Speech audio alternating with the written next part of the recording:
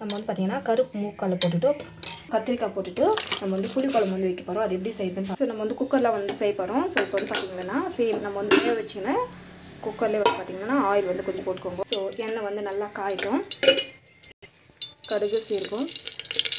So இது வந்து பார்த்திங்கன்னா நம்ம வந்து தக்காளி வெங்காயம் வந்து பார்த்திங்கன்னா 2 கிலோ மிக்ஸியில் வந்து அரைச்சி வச்சுருக்கோம். ஸோ இது வந்து பார்த்திங்கன்னா ஆட் பண்ணிடலாம். ஸோ பூண்டு வந்து போட்டுட்டோம். இது வந்து பார்த்திங்கன்னா நல்லா வந்து மிக்ஸ் பண்ணிடுங்க. ஸோ பெருங்காயம் வந்து ஆட் பண்ணலாம். ஸோ நம்மளுக்கு வந்து பார்த்திங்கன்னா இது வந்து நல்லா வந்து வதங்கட்டும். ஸோ இந்த ஸ்டேஜில் இது நல்லா வந்து வதக்கிட்டுக்கலாம்.